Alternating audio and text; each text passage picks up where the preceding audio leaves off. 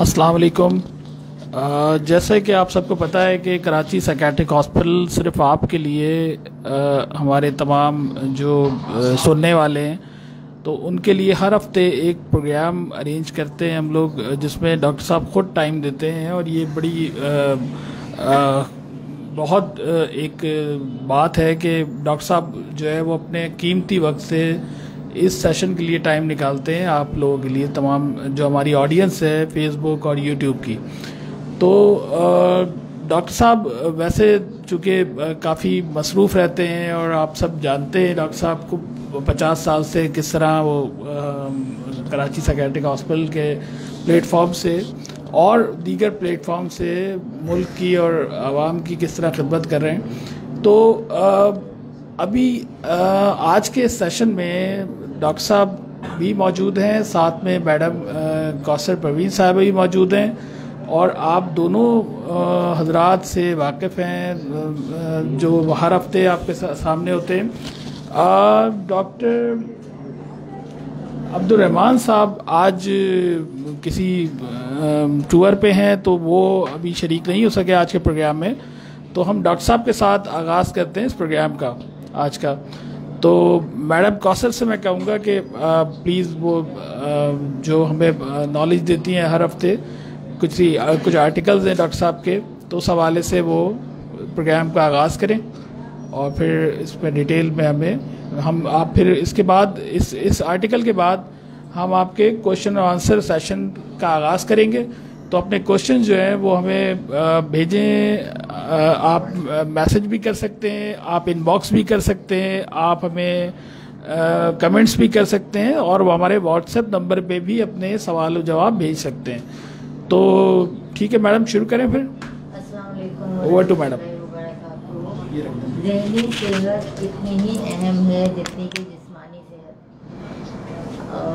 क्योंकि हम लोग आप लोगों की तो अपने इर्द गिर्द जो है हम कैसे पहचानेंगे कि किसको ज़हनी तकलीफ़ है और कैसी बीमारी है। इसको पहचानने के लिए हमने सिम्टम वाइज छोटे छोटे कहानियाँ बनाई हैं ताकि उससे इंसान को समझ सके। कहानियाँ बनाई नहीं है, एक्चुअल मरीजों की है, लिखा हमने है सिम्टम वाइज। हाँ, ये मरीजों का हाल है जो एक्चुअली मरीज आए उनके बारे में ही है, जो असल में हमारे पास पेशेंट आते हैं, सच्ची कहानी है, सिम्टम होते हैं बड़े उसकी वजह से हम लोग उनकी एक छोटी सी वो हिस्ट्री जो लेते हैं, समझ लें, वो हिस्ट्री को ट्रांसलेट करके आपको बताते हैं बिल्कुल कि किस तरह के लोग आते हैं, वो किस बीमारी में मुब्तला होते हैं। क्योंकि ये बीमारियां ऐसी होती हैं हर बंदा इसको समझ नहीं पाता, लेकिन हमें पता है कि जब घर में इर्द गिर्द के लोग हों या माशरे में अड़ोस पड़ोस में जब हम बिहेवियर देखते हैं लोगों का तो उससे अंदाज़ा होता है कि इनको कोई मसला है, लेकिन वो मसला समझ में नहीं आता कि क्या वाकई ज़हनी बीमारी है ये।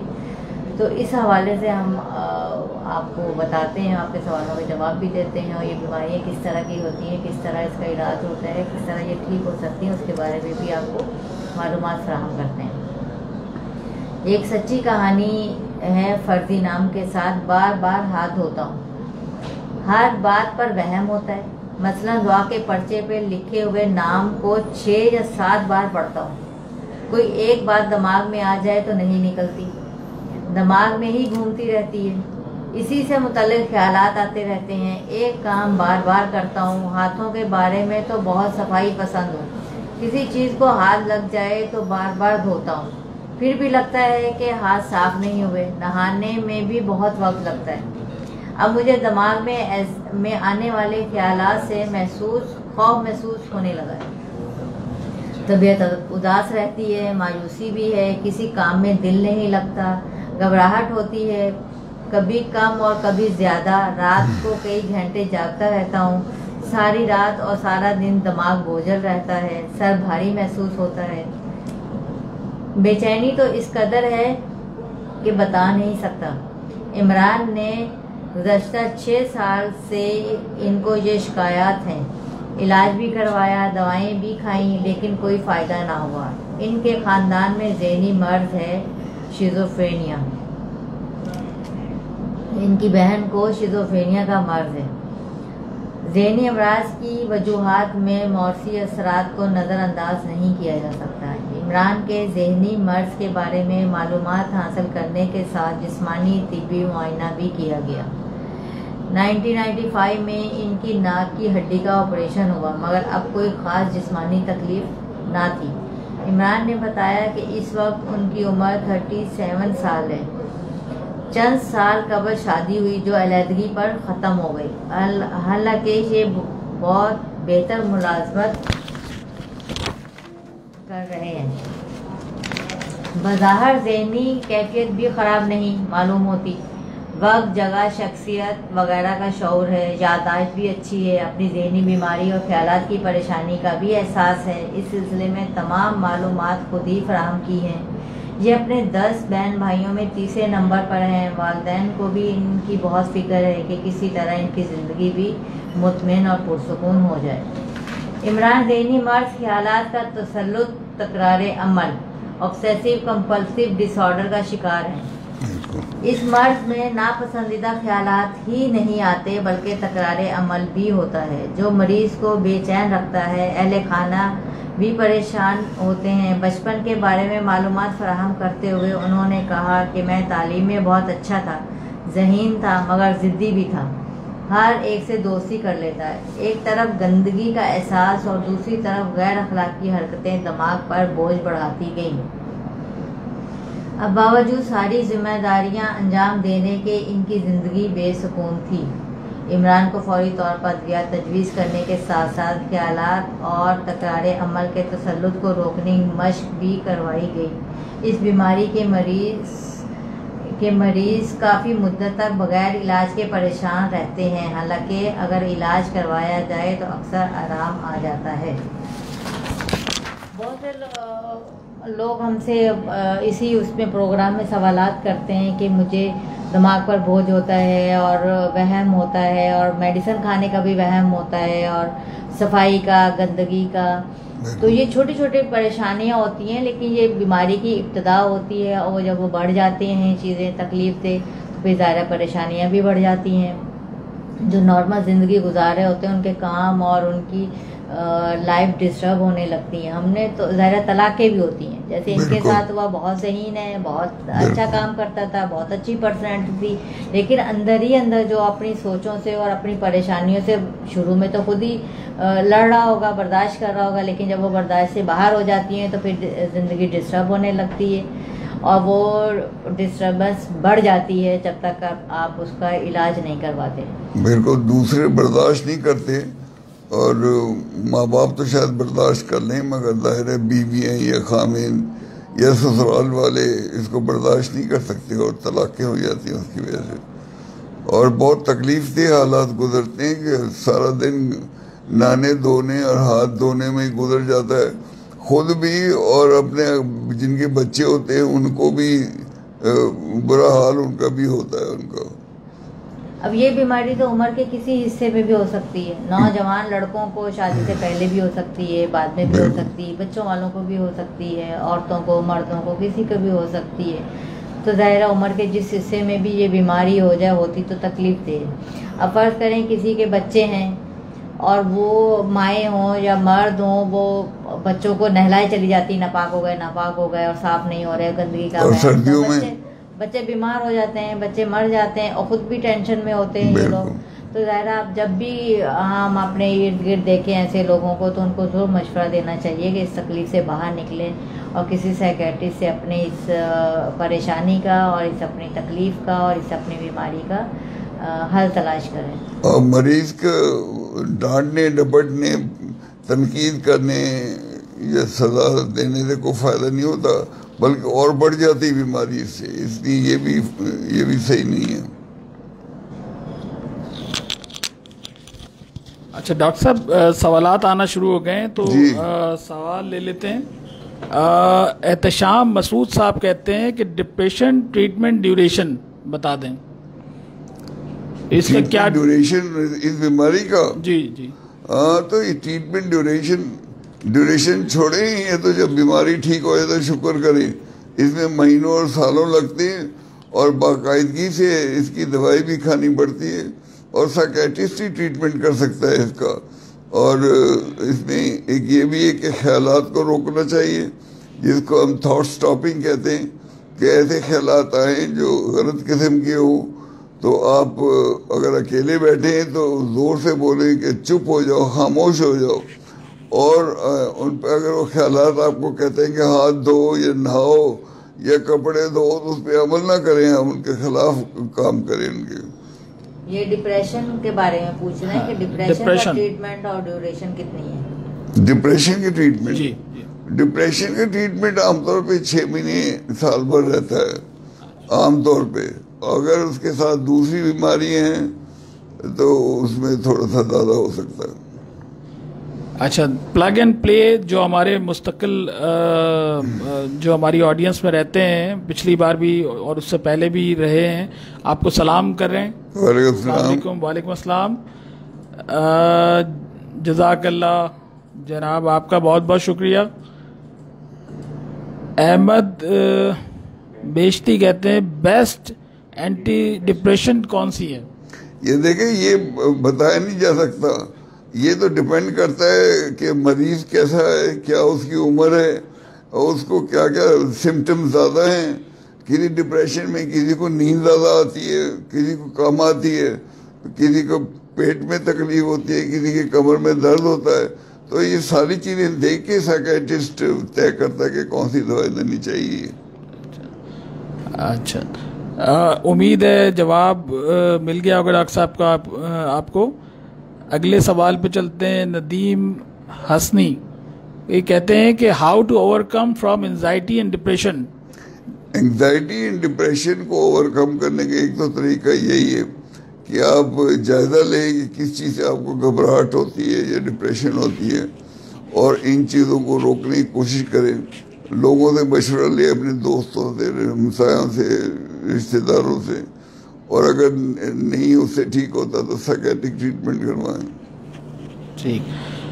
अच्छा, बख्तुल्ला खान साहब का सवाल है, 2 सालों से मुसलसल ज़ोलोफ्ट खा रहा हूँ, मुकम्मल तौर पर आरामात ख़त्म हो चुकी हैं, 2 रात को 1 सुबह लेता हूँ, इसको कैसे कम किया जाए? तो जिससे लिखवाई है आपने ये दवाइयाँ और लगता है कि आपको फ़ायदा हुआ है उससे, तो उसी साइकियाट्रिस्ट से आप मशवरा करें, उसके मशवरे पे आहिस्ता आहिस्ता कम करें उसको।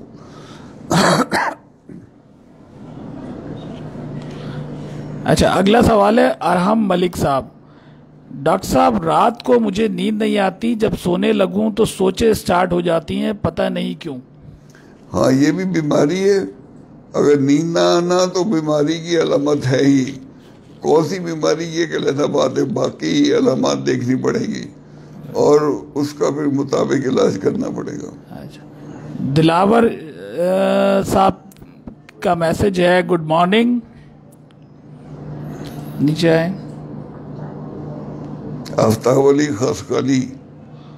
अच्छा, आफ्ताब अली साहब का सवाल है, सर अस्सलाम वालेकुम, सर मेहरबानी होगी आपकी, मेरा सवाल है कि मैं 3 साल से एंजाइटी का पेशेंट हूँ, मगर मेडिसिन में 15 मंथ से खा रहा हूँ, मगर मेरे दिल से खौफ नहीं जाता। सर बड़ी चक्कर, सर में दर्द के झटके आते रहते हैं, और सर नमाज में अजीब ख्याल कि मेरा सांस बंद हो जाएगा, और फिर कपकपाहट शुरू हो जाती है। वैसे मैं क्या लिख कर बताऊं, प्लीज़ हेल्प मी। और हाँ, मेरे रूहानी इलाज भी करवाया है, सब कहते हैं कुछ नहीं है। हाँ, रूहानी इलाज वाले तो यही कहेंगे आपको, मगर मुझे लगता है कि आपको एंजाइटी और फोबिया है आपको, और इसके लिए सिर्फ दवाई ही नहीं, इसके लिए नफसियाती इलाज की ज़रूरत भी है। तो आप तशरीफ़ लाएं, इंशाल्लाह हम इसका इलाज कर देंगे। अच्छा, ये आगे मज़ीद मैसेज में कहते हैं कि मुझे डॉक्टर साहब का नंबर भी चाहिए, तो नंबर आप हमारे हॉस्पिटल के नंबर पे कर लें प्लीज़। नंबर यहाँ पे आपको कमेंट में भी हम दे रहे हैं, वैसे आप नोट कर सकते हैं, 021-111-760-760 ये हमारा नंबर है, और कमेंट में भी आपको रिप्लाई भी कर दिया है। तो आप इस नंबर पे कॉल कर कर आप मज़ीद डिटेल भी मालूम कर सकते हैं, प्लस डॉक्टर्स की टाइमिंग भी मालूम कर सकते हैं, डॉक्टर्स के नाम भी ले सकते हैं। शुक्रिया। उस पे आए।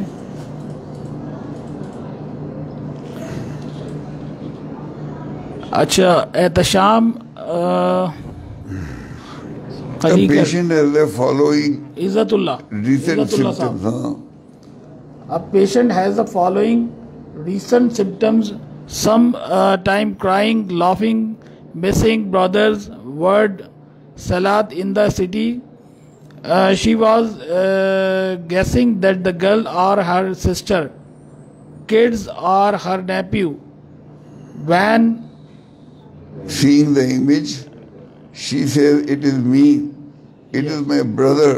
yes, Cognitive symptoms, sometimes complains from chest pain and heart beating, and sometimes becomes angry and have strange behavior and copies other actions. ये तो साइकोटिक सिम्टम्स लगते हैं, उसमें बहुत सारी बीमारियां और बहुत सारी सिम्टम्स हैं। इसका साइकेट्रिक ट्रीटमेंट कराएं भाई, तो इंशाल्लाह ठीक हो जाएगी। नेक्स्ट सवाल जी, अगला सवाल है मुख्तियार अहमद मदनी। अस्सलाम वालेकुम डॉक्टर, फोबिया क्या है और फोबिया को कैसे दूर किया जा सकता है? मुख्तार अहमद मदनी, गिजरी, कराची। फोबिया का मतलब है खौफ, फियर, यानी जहाँ खौफ होना चाहिए वहाँ का उसको तो बीमारी नहीं कहते, मगर बेजा खौफ उसमें अगर हो जाए तो उसको फोबिया कहते हैं। अच्छा, अगला सवाल है शुएब करीम साहब का। मास्टरबेशन एंड डिप्रेशन रिलेशन बता दें। हाँ, रिलेशन है इसका कि जो लोग मास्टरबेशन को गुनाह समझते हैं या कमजोरी का बायस समझते हैं, उनको डिप्रेशन भी हो जाता है साथ। अच्छा, शौकत अली साहब का अगला सवाल है। अस्सलाम वालेकुम सर, हमारा एक पेशेंट है, वो नींद से उठता है और रोना शुरू करता है, और नींद में 1 या 4 लोग आते हैं और उसके बाद कभी 1-2 मिनट याददाश्त नहीं होती है। हाँ, नींद में अगर होता है तो देखना पड़ेगा कि दिन में भी उसको कोई सिम्टम है कि नहीं है। बहुत दफा दौरे की कैफियत भी लग रही है मुझे, बिल्कुल नींद में इस तरह होके और अनकॉन्शियस हो जाना। ये तफसील चाहिए इसकी। पेशेंट अगर कभी आप आए हॉस्पिटल में पेशेंट को लेकर, तो मज़ीद तफसील जायज़ा फिज़िकल करने के बाद अंदाज़ा होगा कि फिर डायग्नोस हो सकती है। अच्छा मैडम, अगला सवाल मैं आपसे कर रहा हूँ। एहसानुल्लाह काकर साहब पूछते हैं कि how to quit wrong thinking, गलत किस्म की सोचों को। भाई रॉन्ग थिंकिंग एक तो ऑब्सेशंस में होता है, रॉन्ग थिंकिंग के ख्यालात ऐसे आते हैं कि जो मज़हब के ख़िलाफ़ ख्यालात हैं या इंसेस्ट के ख्यालात हैं या सेक्स के ख्यालात हैं। और दूसरी रॉन्ग थिंकिंग ये होता है कि डिप्रेशन के ख्यालात आते हैं और आदमी को ऐसे लगता है कि पेसिमिस्टिक है, हर चीज़ बुरी लगती है। तो इसमें डिपेंड करता है कि कौन से ख्यालात हैं और उसी के मुताबिक इलाज होगा। अच्छा, अगला सवाल है हकीमुल्ला खान साहब का। डॉक्टर साहब, मैं 19 बरस से आसाब की बीमारी में मुब्तला हूँ और मेरे बच्चे बहुत छोटे हैं। मैं रेवोटिव 18 साल से खा रहा हूँ। मुझे आज कल सारे जिस्म दर्द रहता है। प्लीज़ मेरी बात सवाल का जवाब मांग रहे हैं अपने। ये तो ऐसा एक चीज़ है कि जब तक बराह रास्त बात नहीं करेंगे तो हम इसकी तखसीस और इलाज नहीं कर सकेंगे।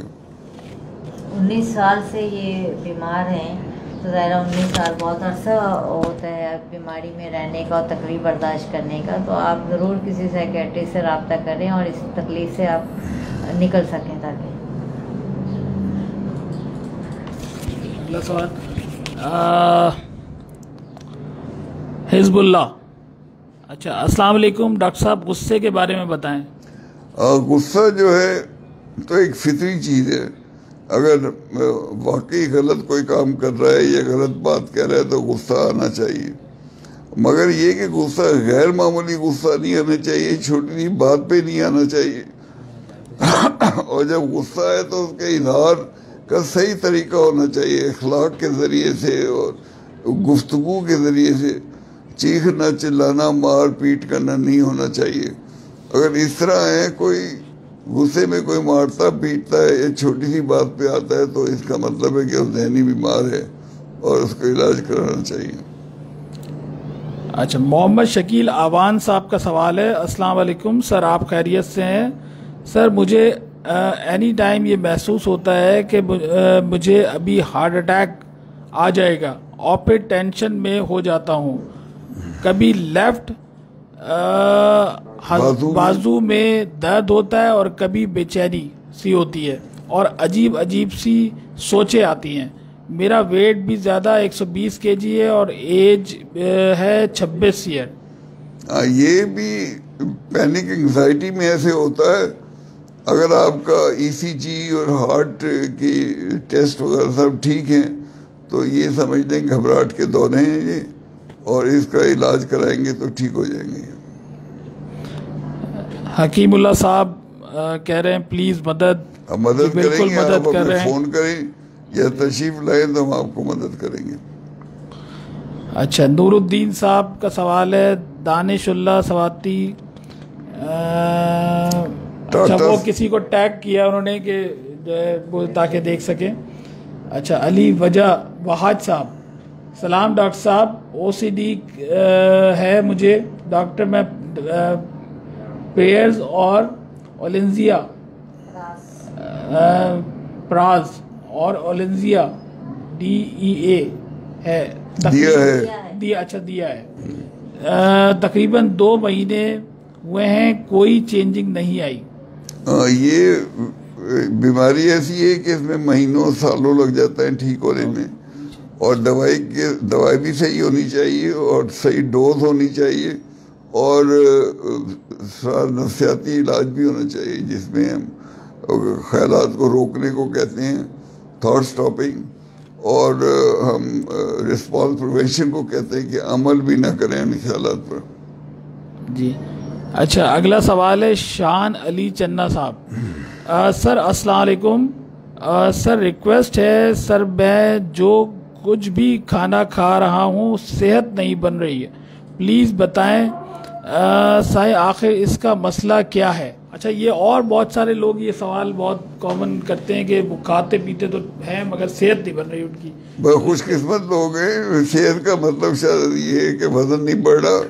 वजन बढ़ाने की क्या ज़रूरत है भाई, सेहत बहुत अच्छी होनी चाहिए। आप खाएं पिएं, वर्जिश करें, काम करें तो वही ठीक है। अच्छा, अली वहाज साहब कहते हैं सर मेरा दिमाग बिल्कुल बंद हुआ है, पढ़ता हूँ कुछ नहीं समझ आता। डॉक्टर साहब दिमाग बिल्कुल कोई चीज़ समझ नहीं सकता, हर चीज़ रिपीट होती है। हाँ, तो ये भी बहुत सारी चीज़ें ढूंढनी पड़ेगी इनसे। इनको सब राब्ता करें या तशरीफ लाएं। ये भी एक ओसीडी टाइप का सिम्टम होता है जिसको समझ में नहीं आती और एक ही सोच बार बार दिमाग में घूमती रहती है, जिसकी वजह से परेशानी होती होगी और चीज़ें भूल जाते होंगे, दिमाग में कोई चीज़ नहीं बैठ पाती। बिल्कुल। अच्छा जी, अगला सवाल है अदनान मीर साहब। सर मुझसे सोच आती है। हाँ, गलत किस्म की सोचें जो आती, सोचें तो हर एक को आती हैं, किसी का दिमाग खाली नहीं रहता है जब तक जागता रहता है इंसान, बल्कि सोते में भी ख्वाब की हैसियत से सोचें आती हैं। मगर अगर गलत सोचें आ रही हैं, मज़हब के खिलाफ सोचें आ रही हैं, कोई सेक्स की गलत सोचें आ रही हैं, तो या परेशानी की सोचें ज़्यादा आ रही हैं तो उसका इलाज होना चाहिए।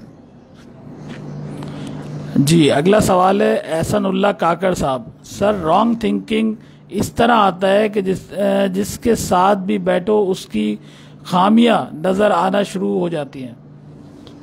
हाँ, ये अपनी खामियां देखनी चाहिए, दूसरे की नहीं देखनी चाहिए। अरीबा तरीन साहबा कह रही हैं WhatsApp number please, WhatsApp number डालें इस पर। व्हाट्सएप नंबर आपको अभी कमेंट कर देते हैं। व्हाट्सएप नंबर सोहा खान साहिबा का सवाल है, अस्सलाम वालेकुम सर, मैं MCS साइकोलॉजी कर रही हूँ, please pray for me to success in my life and will achieve my goal. Allah ताला आपको कामयाब करे, इम्तिहानों में भी पास करे और अच्छा साइकोलॉजिस्ट बनाए। आमीन। दिलावर खान साहब का सवाल है, अस्सलाम वालेकुम डॉक्टर साहब, मुझे बहुत घबराहट होती है और नमाज पढ़ने जब भी जाता हूँ मेरे पीछे अगर दूसरे सबब बन जाए तो मैं कहता हूँ नमाज तोड़कर भाग जाऊँ, और कब होती है और पसीना आ जाता है और घबराहट बहुत ज़्यादा होती है, जिस तरह बातों में भी जाऊँ बाथरूम क्या लिखे घबराहट, जिस तरह बातों में भी जाऊँ तो मुझे घबराहट बहुत ज़्यादा होती है। तो डॉक्टर साहब प्लीज़ मुझे बताएं कि मसला क्या है। टैबलेट का नाम लिखा है इन्होंने, प्रॉक्सटीन 25 mg और 75 एमगोर टैब, वेलफेक्सिन। हाँ ये भी घबराहट की बीमारी होती है, इसका भी दवाइयाँ और साइकोथेरेपी ज़रूरी है इसमें।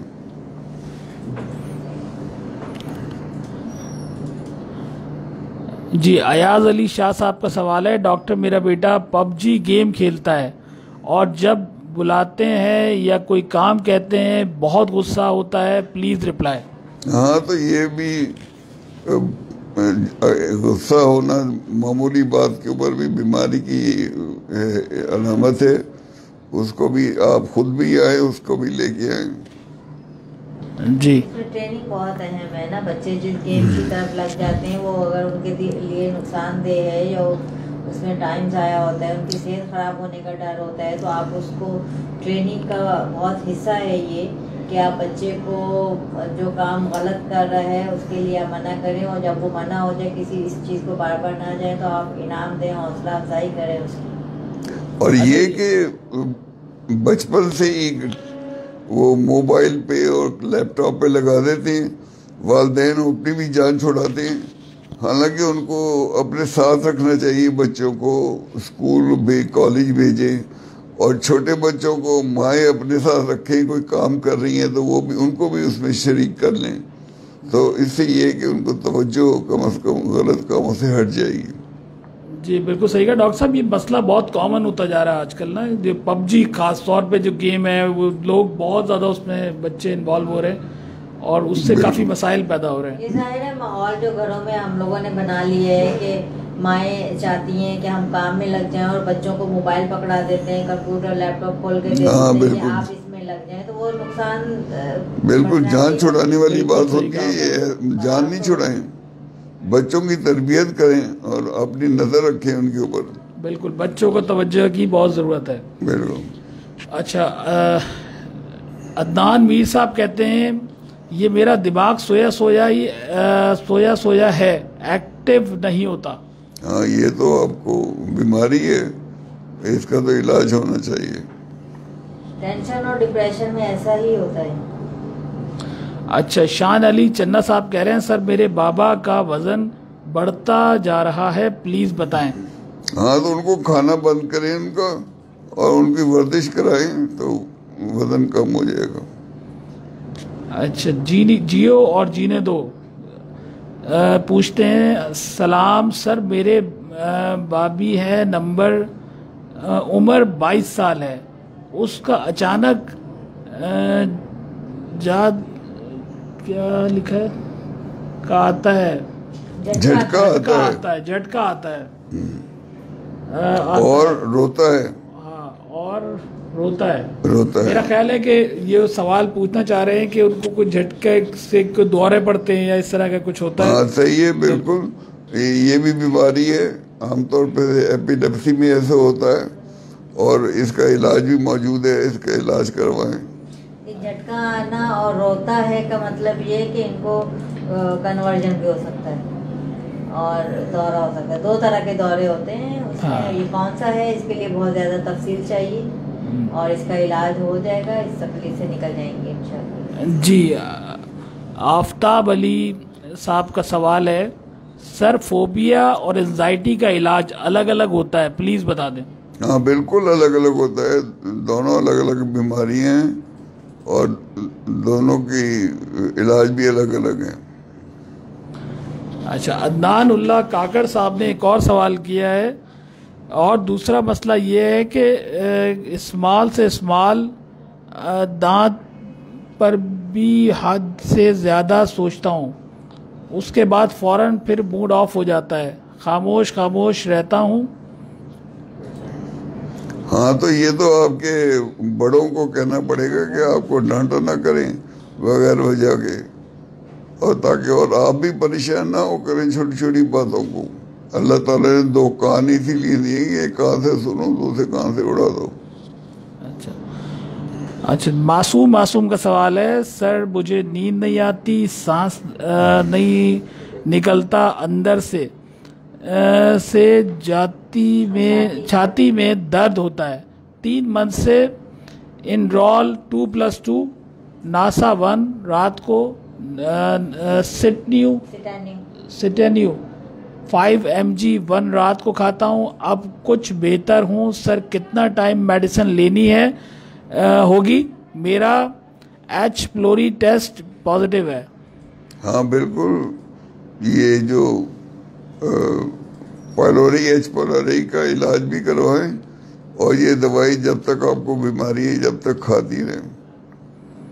अच्छा, फारूक अंजम साहब पूछते हैं, सर क्या ओल्ड एज में डिप्रेशन से बॉडी वीकनेस और चलना फिरने में मुश्किल हो जाती है? हाँ बिल्कुल हो जाती है, ओल्ड एज में क्या यंग एज में भी हो जाती है।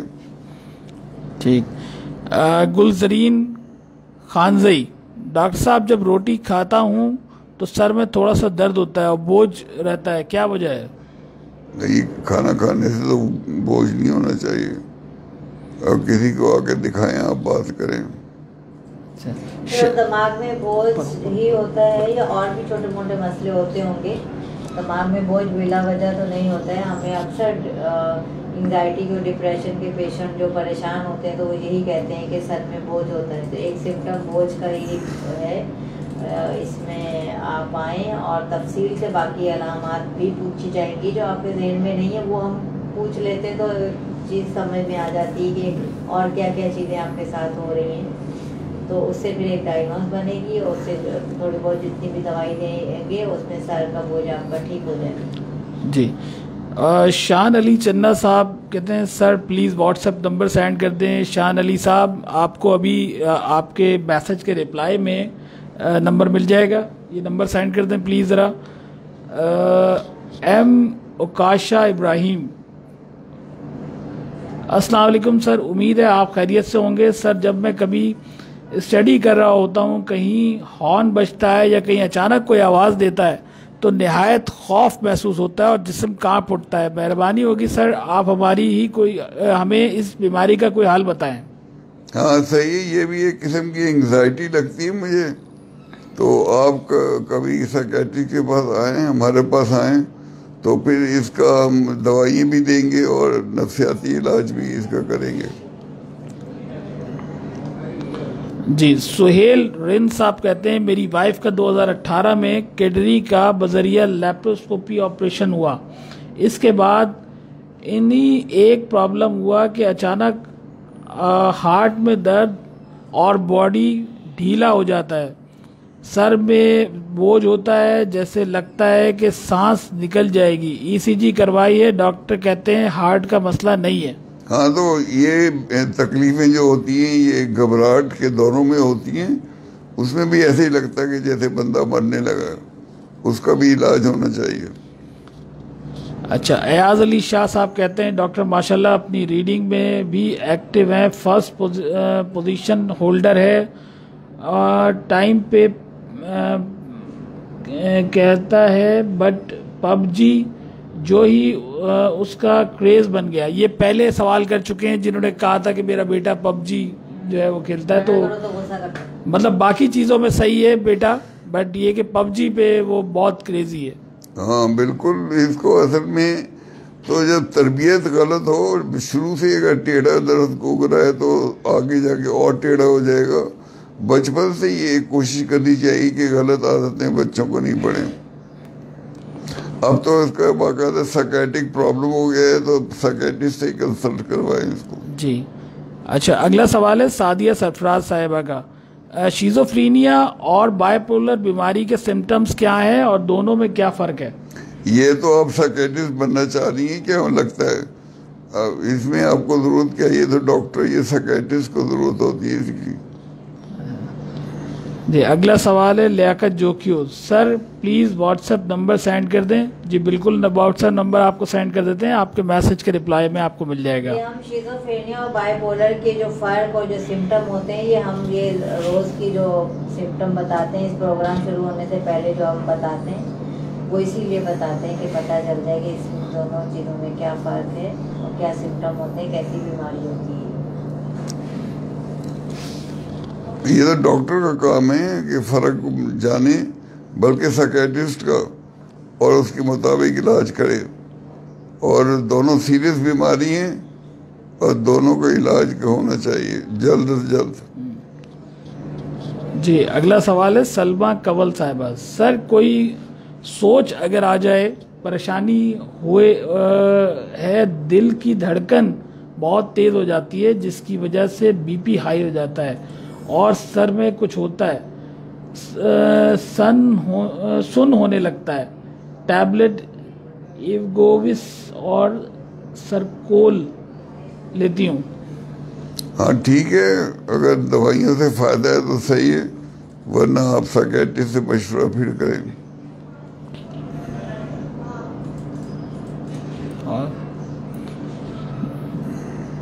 जी एम उकाशा इब्राहिम।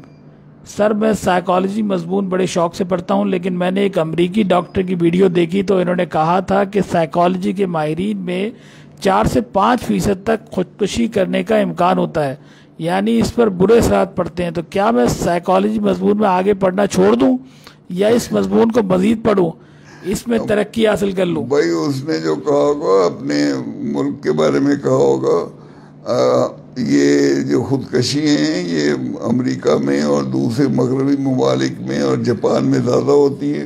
अल्लाह का शुक्र है हमारे मुल्क में नहीं करते साइकोलॉजिस्ट और साइकेट्रिस्ट खुदकशी।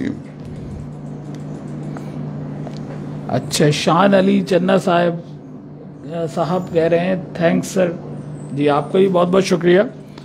तो अभी मज़ीद सवालात तो नहीं है, तो इस दौरान मैं थोड़ा सा, आज तक आपने डॉक्टर साहब की शख्सियत का एक ही पहलू देखा है कि डॉक्टर मुबीन अख्तर साहब जो हैं वो बहैसियत साइकेट्रिस्ट जो है वो आपके सामने रहे हैं इस प्रोग्राम में।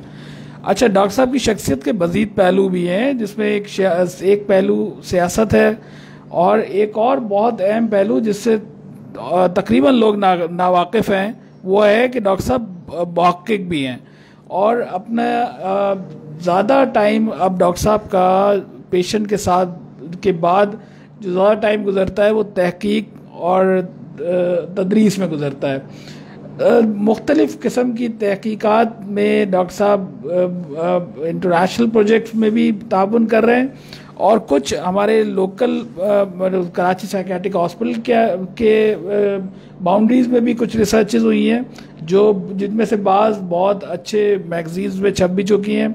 और इसके अलावा मुख्तलिफ़ स्टैंडर्ड के मुताबिक IQ टेस्ट पे डॉक्टर साहब ने काम किया, इसके अलावा DAT टेस्ट पे काम किया जो पर्सनैलिटी टेस्ट है, और उसमें भी उसको स्टैंडर्डाइज भी कर रहे हैं पाकिस्तान के मुआशरे के मुताबिक।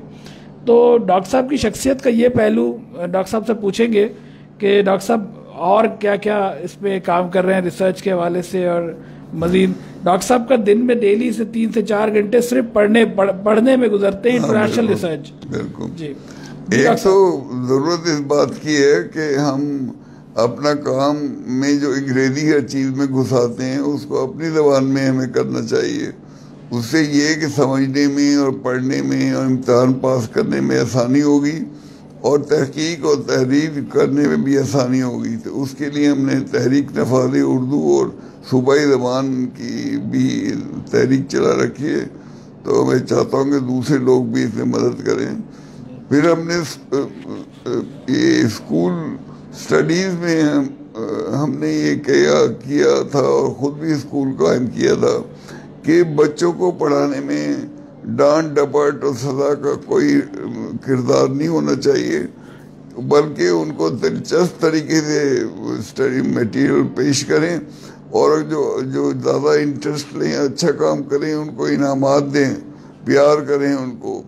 जो नहीं करें उनको सज़ा नहीं दें, डांट डपट नहीं करें, बस उनको इनामात नहीं दें। तो इस तरह अगर करेंगे तो पढ़ाई भी अच्छी होगी और कॉन्फिडेंस भी उन बच्चों को होगा और बड़े होकर भी कॉन्फिडेंस वो कर सकेंगे और ज़्यादा अपने पढ़ाई में एक्टिव हो सकेंगे। अच्छा डॉक्टर साहब, एक मेरा सवाल ये है कि लोग हर प्रोग्राम में आप बताते हैं कि भाई हमारे हॉस्पिटल में फ्री इलाज जो है हो जाता है, मगर लोग अब तक इस पर यकीन नहीं कर पाते कि फ्री इलाज कैसे हो सकता है। तो वो मैं बताऊं आपको कि, और डॉक्टर साहब भी बताएंगे इस पे मज़ीद डिटेल, कि ये आज से नहीं बल्कि डॉक्टर साहब का शुरू से एक ये निज़ाम है इस हॉस्पिटल के हवाले से कि यहाँ से कोई मरीज जो है वो बगैर इलाज के वापस नहीं जाता। तो अगर वो इस हॉस्पिटल में आ रहा है तो ये डॉक्टर साहब की हिदायत है तब सबको कि वो बगैर इलाज के नहीं जाएगा, चाहे वो 10 रुपए में, या अगर नहीं 10 रुपए भी नहीं दे सकता तो फ्री में इलाज करे। बिल्कुल वो इलाज करवा के। तो डॉक्टर साहब इस बारे में कुछ बताइएगा, ये ख्याल आपको कहाँ से आया? मैं जब अमेरिका से वापस आया तो हमने कहा कि अपने मुल्क के लिए में कुछ करना चाहिए। तो आप यूँ समझें कि जो जिन मरीजों से अफोर्ड कर सकते हैं, हम पूरी फीस लेते हैं, उसी फीस में से डोनेशन के तौर पर हम बाकी गरीबों को इलाज करते हैं। और इसके लिए रोज़ के हमारे 300-400 मरीज आउट पेशेंट आते हैं और 100-150 दाखिल रहते हैं। ज़ाहिर है मैं खुद तो हर एक को नहीं देख सकता, मगर हमने दूसरे साइकियाट्रिस्ट और डॉक्टर्स और साइकोलॉजिस्ट को ट्रेन किया है और इनडायरेक्टली फिर मैं देखता हूँ उनको कि वो उनको देखते हैं और हमसे मशवरा करते हैं। इस तरह टीम वर्क के तौर पर हम बहुत मरीजों को भी देख लेते हैं और फीस भी हम 0 से लेकर थोड़ी थोड़ी कम कर सकते हैं। तो डॉक्टर साहब मजीद कुछ सवाल आ गए हैं, वो ले लेते हैं। हाफिज़ वाजिद उल्ला हक्कानी साहब का सवाल है, सर जी हर वक्त बुखार होती रहती है, जब इलाज के लिए ठीक नहीं हुआ, बहुत इलाज की लेकिन ठीक नहीं हुआ। असल में बुखार महसूस होना और चीज़ है और थर्मोमीटर में बुखार होना और चीज़ है। पहले तो चेक करना चाहिए कि सिर्फ महसूस होता है और कि थर्मोमीटर में भी होता है। अगर थर्मोमीटर में होता है तो उसका सुबह दोपहर शाम लिखे टाइम के हिसाब से और 2-4-10 दिन लिखे और फिर डॉक्टर के पास लेके जाएं, फिर कोई ना कोई इलाज आपको हो सकता है। और एक खाली ऐसा लगता है कि थर्मामीटर में बुखार नहीं आता और महसूस होता है कि बुखार है, तो ये एक डिप्रेशन का सिम्टम होता है कि उसमें बुखार महसूस होना और कमजोरी महसूस होना और तबीयत में नडालपन होना, ये एक डिप्रेशन का सिम्टम होता है। अच्छा, गर्मी एक ख्वातीन को भी लगती है जब उनकी उम्र 30-40 साल या उससे ज़्यादा होती है, तो उसमें भी हार्मोनल चेंजेस आते हैं तो उनको भी गर्मी महसूस होती है, जिस्म में, हाथों पैरों में पसीना भी ज़्यादा आता है, वो भी उसका भी इलाज कराना चाहिए, उससे भी ठीक हो जाता है। जी अगला सवाल अयाज अली शाह साहब, ये पहले भी सवाल कर चुके हैं, जिनके बेटे का मसला था पबजी गेम के हवाले से। Sir, PUBG is a dangerous for young generation, so kindly share on some about your opinion for PUBG owners. भाई, पबजी का मसला यही है कि अगर आप शुरू से बच्चों को गलत काम से रोकेंगे और सही कामों की तरफ उनको माइल करेंगे तो ये मसले पैदा नहीं होंगे। और अगर अभी तक अब मसला पैदा हो गया है तो फिर साइकियाट्रिस्ट से मशवरा करें और उनको भी साथ लेके जाएं। वो आपको ये गेम बच्चों के लिए नुकसानदेह है? जी बिल्कुल, मैंने खेली तो नहीं है, मगर अखबारों में यही पढ़ते हैं कि नुकसान होता है। थोड़ा सा इस तरह का गेम है कि जो लोगों को मतलब आदी बना रहा है, एडिक्ट हो जाते हैं लोग इसके। जो एक दो बार खेलना शुरू करें तो वो फिर किसी तकरीब में बैठे हैं, कहीं रोड पे चल रहे हैं, और इस तरह के बेशुमार वाक़यात हुए हैं कि पबजी खेलते हुए लोगों की जानें चली गई। लोग रोड पे चलते हुए पबजी खेल रहे हैं, तो उससे एक्सीडेंट हुए हैं, और कई इस तरह की न्यूज़ आ चुकी हैं कि उनको जो है वो तो इतने ज़्यादा एडिक्ट हो जाते हैं लोग इसके। और सिर्फ यही, मैंने तो ये भी सुना है कि अपने आप को नुकसान पहुंचा लेते हैं, तो जाहिर है उनके लिए नुकसानदेह है ये चीज़। जी, हाफिज वजीउल्लाह कानी साहब कहते हैं मद्दम बुखार होती है, कोई इलाज बता दें, शुक्रिया। फिर वही बुखार के बारे में तो एक्चुअल रिकॉर्ड रखें, हफ्ते 10 दिन का, सुबह दोपहर शाम, और फिर डॉक्टर से मशवरा करें। अच्छा, मलिक शाबान अली औरंगज़ई साहब, अस्सलाम वालेकुम डॉक्टर साहब, मुझे कभी कभी ऐसे महसूस होते हैं कि मुझ पर कुछ होते हैं, इसके बाद पूरा जिस्म को थकावट होती है। मुझे कभी कभी ऐसे महसूस होते हैं कि मुझ पर कुछ है, मेरा ख्याल है ये कहना चाह रहे हैं, इसके बाद पूरे जिस्म को थकावट होती है। हाँ, ये तफसील से पता पूछना पड़ेगा कि क्या होता है आपको, तो उसमें क्या अलामत होती हैं जिस्मानी और जहनी, और फिर इसका तशखीस और इलाज हो सकता है। ये तो समझ में आ रहा है कि थकावट होती है, क्यों होती है थकावट, और ये चीज़ क्लियर नहीं है। नहीं, थकावट ही नहीं, क्या होता क्या है इसको, कुछ होता है क्या लिखा है इसमें? मेरा ख्याल है कुछ महसूस करते हैं जिसके बाद थकावट होती है। ये है। तफसील मालूम चाहिए ना कि क्या महसूस करते हैं। ठीक है, नीचे आ जाए। सादिया सरफराज साहिबा, बगैर एडमिट किए इलाज पॉसिबल है? हाँ भाई, हम तो रोज के 300-400 मरीजों को बगैर एडमिट किए इलाज करते हैं, दाखिल तो थोड़े से होते हैं, और वो लोग होते हैं दाखिल के जो तावन नहीं करते इलाज में, अपने आप को बीमार नहीं समझते और नुकसान अपने आप को पहुंचाते हैं। जी, अयाज अली साहब ने मजीद कमेंट किया है, मेरे many issues are in PUBG for suicide psychiatric. हाँ, मैंने भी यही सुना है कि कई लोग सुसाइड कर लेते हैं। सही कह रहे हैं, बिल्कुल। मगर एक बात बताऊं कि ये दूसरे मुल्कों में सुसाइड ज्यादा होता है, हमारे मुल्क में नहीं होता है इतना, और ना मैंने सुना है कि पबजी से भी यह सुसाइड इतने नहीं हुए हैं। अच्छा, सलमा कंवल साहिबा, सर मेरे सर के बैक में दर्द होता है, नींद नहीं आती, टेंस रहती हूँ। इलाज कराएं भाई, आप बीमार हैं, आप डॉक्टर साइकियाट्रिस्ट के पास जाएं।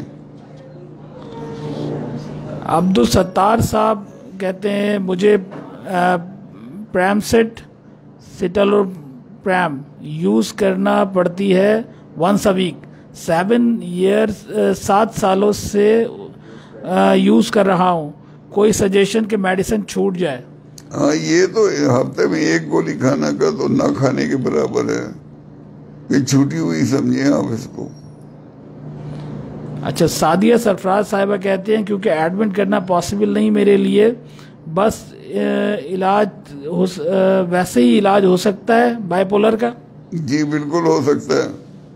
अच्छा, बल्कि घर बैठे भी हो सकता है, आप ऑनलाइन फीस जमा करवाएं, ऑनलाइन आप अपनी हिस्ट्री लिखवाएं सारी, उसमें हम ऑनलाइन भी कर देते हैं और मेडिसिन भी घर भेज देते हैं। बिल्कुल जी, ये बड़ी सहूलत कराची साइकियाट्रिक हॉस्पिटल ने प्रोवाइड की है अपने पेशेंट्स को कि वो घर बैठे भी इलाज करवा सकते हैं।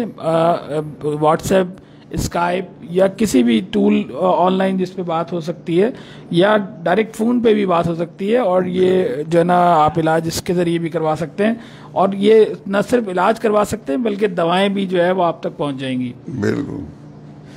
जी, अगला सवाल है नौशेरवान शनवारी, डॉक्टर साहब हमारा मसला है, मामूली बात भी बहुत संजीदगी से लेते हैं, जब रात को आँख खुल जाए वही मसला जहन में घूमता है, प्लीज कोई इलाज है? हाँ बिल्कुल है, ये लगता है आपको OCD है या डिप्रेशन है, तो इसका इलाज हो जाएगा। जी, बिस्मिल्लाह खान पठान साहब, आई एम टेकिंग Alprazolam जी 0.5 mg from last 20 years due to depression associated anxiety and panic attack. Now I am feeling well. How can I leave it? हाँ, मेरा ख्याल है कि 20 साल से आप ठीक हैं तो साइकियाट्रिस्ट से मशवरा करके आहिस्ता आहिस्ता कम करें इसको, तो ज़रूरत नहीं पड़ेगी। और अगर खुदा न खास्ता पड़े तो आप कुछ दिन फिर ले सकती हैं। जी, हाफिज वाजिदुल्लाह कानी साहब जो कह रहे थे कि बुखार रहता है इनको, तो उन्होंने मज़ीद तफसील बताई है। सिर्फ महसूस होता है बुखार, थर्मामीटर नहीं होता जी, लेकिन जिस्म हर वक्त गर्म रहता है। इस वक्त मेरी उम्र 25 साल है। हाँ, फिर तो फिक्र नहीं करनी चाहिए। अच्छा, एम उकाशा इब्राहिम। एक मिनट, वो जी, कह जी। रहे हैं कि मैं थर्मामीटर चेक करता हूँ तो बुखार नहीं होता है। 25 साल उम्र है लेकिन महसूस होता है कि मुझे बुखार है। तो बाज़ दफ़ा टेंशन में भी होते हैं ये चीज़। अच्छा, एम उकाशा इब्राहिम। सर, मेरे भाई को साल भर नज़ला ज़ुकाम रहता है, जिसकी बिना पर सर के बालों पर भी असर पड़ता है, जिससे इनके बाल भी गिरने लगे और काफ़ी कमज़ोरी महसूस होती जा रही है। भाई, बाल तो सब मर्दों के गिर ही जाते हैं, इसलिए ये तो बीमारी नहीं है कोई। अच्छा, अनुषा हसन साहिबा। मेरे जिस्म में बहुत तलखी होती है, बेचैनी से जान निकलती है। जब मैं अपने आप को कहीं मसरूफ़ करती हूँ तो थकन हो जाती है। ये भी तफसीलात राब्ता करें और ज़ाती तौर पर या ऑनलाइन, फिर इसका डिस्कस कर सकते हैं कि क्या तशख़ीस होगी और क्या किस तरह आप ठीक हो सकती है। जी, सना खान साहिबा। अस्सलाम वालेकुम। मेरी मदर की सब रिपोर्ट्स क्लियर हैं, उनके अचानक चक्कर आते हैं और सांस नहीं आती, मुंह खुश्क हो जाता है। एक डॉक्टर ने कान का मसला बताकर इलाज किया, एंजाइटी का भी, बट फिर भी यही मसला है, चक्कर, जिस्म बेजान हो जाता है। हाँ, इसको ऐसे कई बीमारी हो सकती है इसमें, तो इसमें राब्ता करें, तफसील हिस्ट्री बताएं, कुछ टेस्ट करने पड़ेंगे, फिर इसका तशखीस और इलाज हो सकता है। अच्छा, अनुषा हसन साहिबा कहती हैं टांगे मारती रहती हूँ जब तलखी बेचैनी होती है, मेरा ख्याल है बेचैनी होती है, जिसकी वजह से काफ़ी सही, ठीक है। इसका भी पता करना पड़ेगा, तो मज़ीद डिटेल की ज़रूरत है। अच्छा, चौधरी बाबू। मेरे बेटे का जहन बहुत कमज़ोर है, कुछ भी याद नहीं रहता, जिसकी वजह से उसकी एजुकेशन भी पूरी नहीं कर सका। देखिए, हर बच्चा का जहनी सलाहियत एक सी नहीं होती है। ये बहुत इम्पोर्टेंट बात है कि बच्चा जो जहनी तौर पर कमज़ोर हो उसका जायज़ा लें कि कितना कमज़ोर है, उसमें साइकियाट्रिस्ट, साइकोलॉजिस्ट और टीचर्स को इन्वॉल्व करें और IQ उसका पता करें और उसका जितना अल्लाह ताला ने उसको सलाहियत दी है उसके मुताबिक उसकी तरबियत और तालीम का इंतज़ाम करें। किसी को कमज़ोर है उस पर ज़्यादा बोझ डाल देना, या एक बच्चा आपका मालूम हुआ कि MSc कर गया तो दूसरा भी ज़रूर करे, या एक डॉक्टर बन गया तो दूसरा भी ज़रूर बने, पाँचों उंगलियाँ एक सी नहीं होती हैं। हर बच्चे का अलग से प्रोग्राम बनाना चाहिए, क्योंकि हर एक की अलग सहनी सलाहियत होती है। जी, अगला सवाल है वलीद खान। सर, स्टोमच में जलन और गैस होती है। ये तो बहुत लोगों को होती है भाई, इसका इलाज करवाएं। जी, मलिक शाबान अली औरकजई साहब का सवाल है। डॉक्टर साहब, महसूस ये होता है कि हार्ट अटैक, और कभी महसूस होते हैं कि फालिज होते हैं, इसकी वजह से ब्लड प्रेशर भी हाई होता है, तबीयत ख़राब हो जाती है। हाँ, इसका इलाज करवाएं आप तो ये ठीक हो जाएगा। ठीक है। फारूक अंजम साहब। वलीद साहब, आपका ये नफ्सियाती मसला नहीं है। अच्छा, वो कुछ ही को जवाब दे रहे हैं, आप नए बोले कमेंट्स, ठीक है। तो लेकिन नफ्सियाती और जिस्मानी मसले जो हैं उसमें पहले से कोई भी नहीं कह सकता, डॉक्टर भी नहीं कह सकता। ऐसा लगता है मुझे तो कि कुछ मुख्तलिफ शोबे मेडिसिन के हो गए। कुछ जो शोबे हैं वो हड्डियों के डॉक्टर के पास चले जाते हैं, कुछ लंग्स के डॉक्टर के पास चले जाते हैं, कुछ पेट के डॉक्टर्स के पास चले जाते हैं, कुछ न्यूरोलॉजी के पास, कुछ साइकेट्री के पास। लोगों ने अलग-अलग बांट दी है और उसमें महारत हासिल कर ली है। इसलिए आप ये फिक्र नहीं करेंगे किसका मसला है, और डॉक्टर देख के बता देगा आपको। जी डॉक्टर साहब, टाइम भी ख़त्म हो रहा है। एक आखिरी सवाल और आया है तो वो भी ले लेते हैं। राना जाहिद साहब कहते हैं, अस्सलाम वालेकुम डॉक्टर साहब,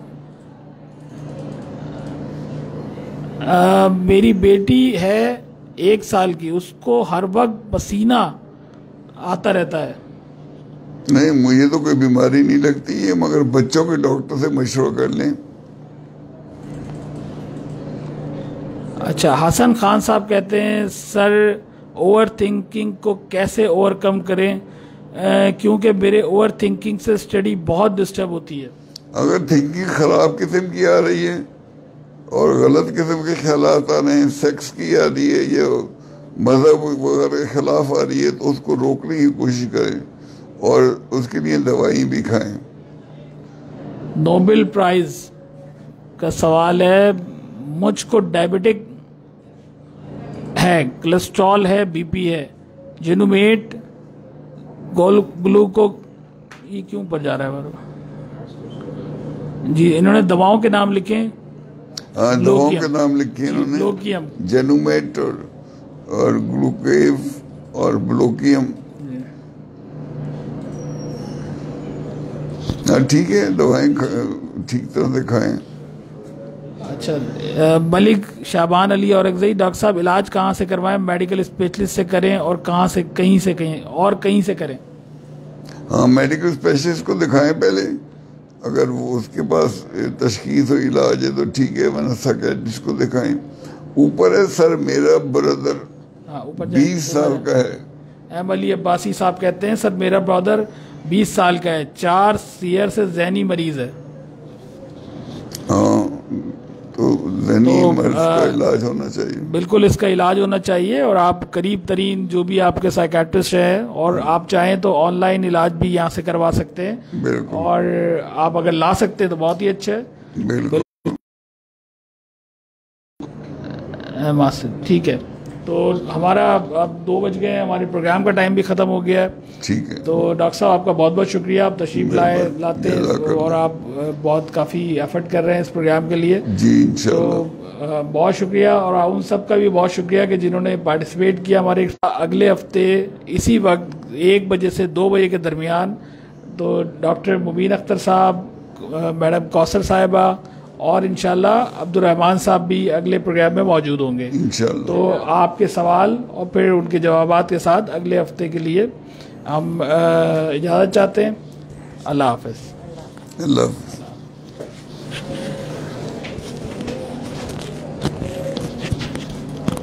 अच्छा, मेरे घर में